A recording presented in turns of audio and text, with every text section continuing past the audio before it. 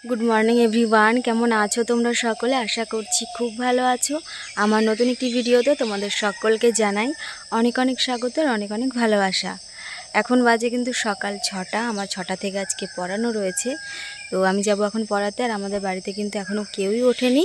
আর তোমরা দেখতে পাচ্ছ আমার পেছনে যে ফুল গাছটা রয়েছে, জবা ফুল গাছ, কত সুন্দর ফুল ফুটেছে। আর আজকে মনে হয় না কেউ নিয়েছে ভোরবেলায় এসে। কেউ যদি নিয়ে না যায় তাহলে দেখো কত সুন্দর লাগে, গাছেও থাকে, দেখতে ভালো লাগে। কিন্তু একটু পরে ওই মেয়েটা আসবে, ও এসে ফুলগুলো নিয়ে যাবে। ও মাঝে মাঝে কিছু কিছু দিন আবার আসে না। তো চলো এখন গিয়ে পড়িয়ে আসি, তারপরে এসে তোমাদের সঙ্গে আবার কথা বলবো। আরে দেখো এখন আমাদের বাড়িতে কেউই ওঠেনি, সবাই ঘুমাচ্ছে। আর এই পাশটা দেখো বেশ কুয়াশা পড়ে গেছে। আজকে হলো নভেম্বরের 5 তারিখ, আর আজকে হলো বৃহস্পতিবার। তো দেখো এখনও যদি শীত না পড়ে তাহলে আর পড়বে কবে? যাই হোক, শীতের আভাস চলেও এসেছে, আর খুব একটা বেশি দেরি নেই শীত পড়তে। গত বছর প্রচুর গাছ লাগিয়েছিলাম নয়নতারা ফুলের, তো এখন এই গাছটাই বেঁচে আছে। আর কয়েকটা গাছ হয়েছে ছোট ছোট, ওগুলো হচ্ছে চারা গাছ। আর এই গাছটা দেখো কত বড় হয়েছে আর প্রচুর ফুল ফুটেছে। কিন্তু যে জেঠিমা থাকে এই ঘরটাতে, এই ঘরের সামনেটা দেখো অনেকটাই পরিষ্কার করে ফেলেছে, আর কিছু গাছও লাগিয়েছে, তোমরা দেখতে পাচ্ছ। আর ওই যে মাচাটা রয়েছে, ওই মাচার ওখানটাই পরিষ্কার করতে হবে। পরিষ্কার পরিচ্ছন্ন থাকলে বাড়িঘর কত ভালো লাগে, তাই না? আর সকালবেলায় কত পাখি কিচিরমিচির করছে। সকালবেলায় যারা ঘুম থেকে ওঠে না তারা কিন্তু এগুলো অনুভব করতেও পারবে না। বাবা গেছে অফিসে, তো সেই জন্য বাবা বাড়িতে নেই। আর এই কারণেই কিন্তু আমি এসেছি দরজাটা খুলতে, কেননা মিস্ত্রি কাকুরা কাজ করবে। পাথরের মিস্ত্রি যেসব কাকুরা কয়েকদিন ধরে কাজ করছে, তারা এসেছে কাজ করার জন্য। আজকেই হচ্ছে লাস্ট, তো আজকে কাজটা হয়ে গেলে আবার কিছুদিন পর থেকে কাজ শুরু হবে ঘরের।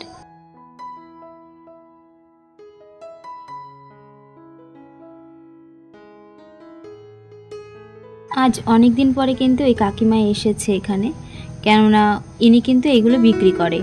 তো গতকালকে এসেছিল, আমার শাশুড়ি মা বলে দিয়েছে যে ফুচকায় হচ্ছে আলু মাখানোর জন্য না একটু বড় পাত্রর প্রয়োজন হয়, তো সেটা এনে দিতে। আর এনার কাছে বাড়িতে ব্যবহার করা হয় না যে সমস্ত শাড়ি নাইটি আছে, এগুলো যদি দেওয়া যায় তাহলে ফাইবার বা প্লাস্টিকের যে কোনো জিনিস বা স্টিলের জিনিস এগুলো উনি বিক্রি করে থাকেন। তো বাড়িতে অনেক শাড়ি নাইটি এগুলো জমা হয়েছিল অনেক দিন ধরেই। মায়ের কিছু শাড়ি ছিল, নাইটি ছিল, আমারও কিছু ছিল, সেগুলোই কিন্তু এই কাকিমার কাছে আজকে দিয়ে দেওয়া হলো।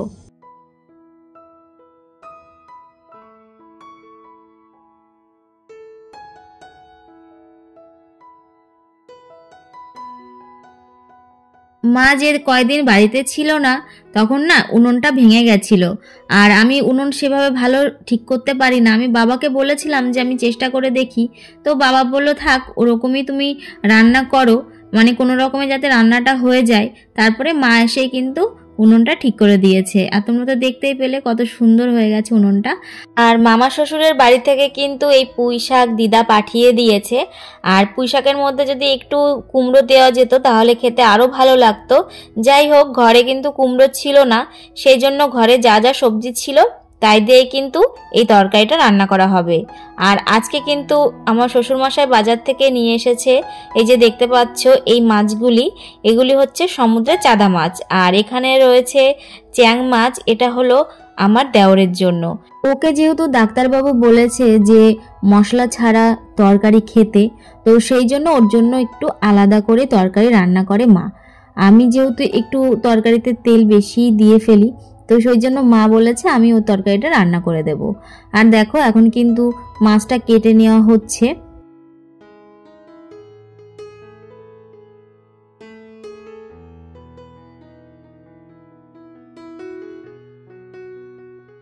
কল থেকে ভালো করে মাছগুলি ধুয়ে নিয়ে আসা হয়েছে, আর একটু পরে কিন্তু আমি রান্না করে ফেলবো। আর এখানে দেখতে পাচ্ছ মা রয়েছে চেয়ারের উপরে দাঁড়িয়ে, কি করছে চলো তোমাদেরকে একবার দেখাই।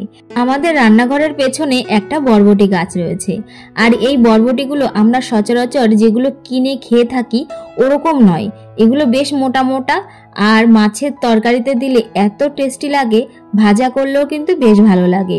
তো পিসি বলেছে যে পিসির জন্য পাঠিয়ে দিতে, সেই কারণেই যে বরবটিগুলো বড় হয়ে গেছে ওগুলোই তুলে নেওয়া হচ্ছে। আর আমার দেওর একটু পরেই যাবে পিসির বাড়িতে, পিসির বাড়ি গিয়ে ও এগুলো দিয়ে আসবে। আর পিসি কিছু জিনিস রেখে দিয়েছে ব্যাগের মধ্যে, তো ওগুলো পিসি আবার পাঠিয়ে দেবে।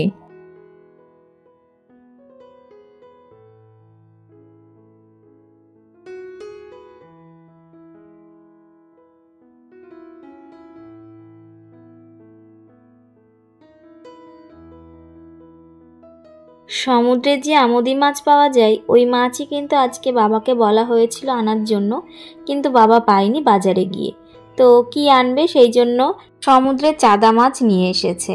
আর দেখো মাছটা রান্না করার জন্য এগুলো আমি ভেজে নিচ্ছি। একটু আগে কিন্তু আমার হাজব্যান্ড বাড়িতে এসেছে, আর এখনও কিন্তু আমাদের দুপুরের খাওয়া দাওয়া করা হয়নি। তো ওকে খেতে দেবো আর আমিও কিন্তু ভাত খেয়ে নেব। তো চলো পরে তোমাদের সঙ্গে আবার কথা বলবো। তোমাদেরকে তো বললামই যে আমার শাশুড়ি মা গেছিল মায়ের বাপের বাড়িতে, তো ওখান থেকে মামা কিন্তু দেখো এই গাছটা দিয়ে পাঠিয়েছে। এটা হচ্ছে দোপাটি ফুল গাছ। আমি ভেবেছিলাম মনে হয় গোলাপি কালার হবে, তো দেখছি যে সাদা কালার। ভালোই লাগে এই ফুলগুলো। শীতকাল তো প্রায় চলেই এসেছে, আর এই সময় কিন্তু কত রকমের রং বেরঙের ফুল পাওয়া যায়। ভাবছি বাজারে গিয়ে কয়েকটা গাঁদা ফুলের গাছ নিয়ে আসবো, মানে চারা। গত বছর এনেছিলাম, কি বড় বড় ফুল হয়েছিল।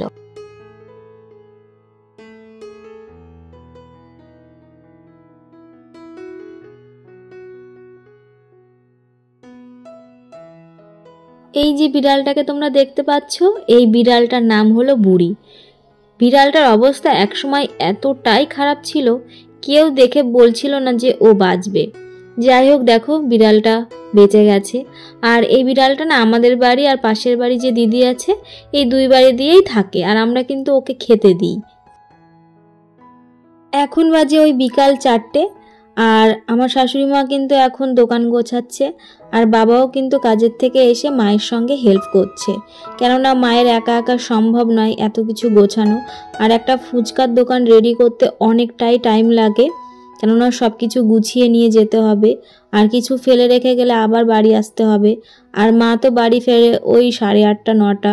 আর এখন শীতকাল যেহেতু সামনে, মা চলে আসবে ওই 8টার আগেই চলে আসবে, কেননা তখন রাস্তায় অতটা লোকও থাকে না। ফুচকা সেরকম বিক্রিও যে হয় শীতকালে তেমনও না, তবে যারা ফুচকা খাওয়ার তারা কিন্তু ফুচকা খাবেই।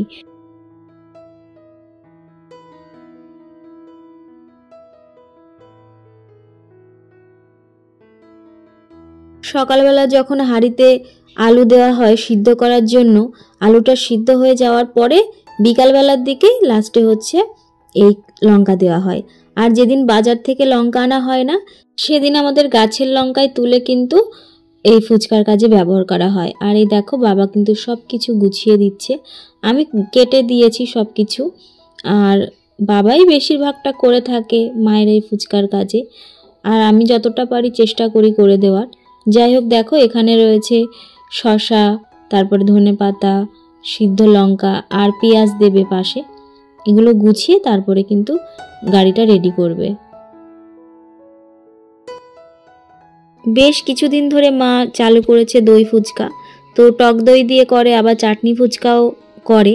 আর এই দই ফুচকার মধ্যে কিন্তু মানে দইটা আমি একটু ফেটিয়ে নিচ্ছি, আর এর মধ্যে সামান্য একটু চিনি অ্যাড করেছি। চিনি দিলে এটা খেতে একটু স্বাদটা পাল্টে যায়, ভালো লাগে খেতে। তো মা বললে এটা একটু ফেটিয়ে দে আমাকে, তো সেই জন্য দেখো এটা একটু ফেটিয়ে দিচ্ছি এখন।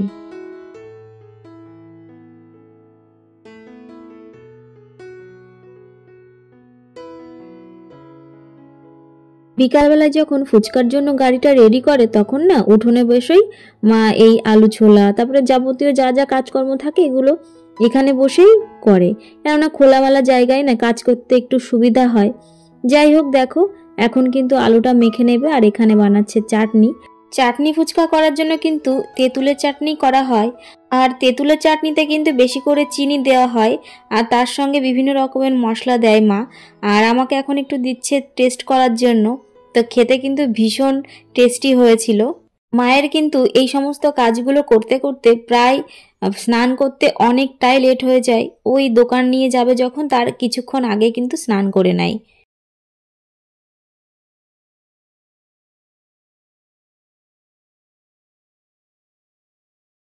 তো আজকে ভিডিওটা কিন্তু আর বেশি বড় করছি না।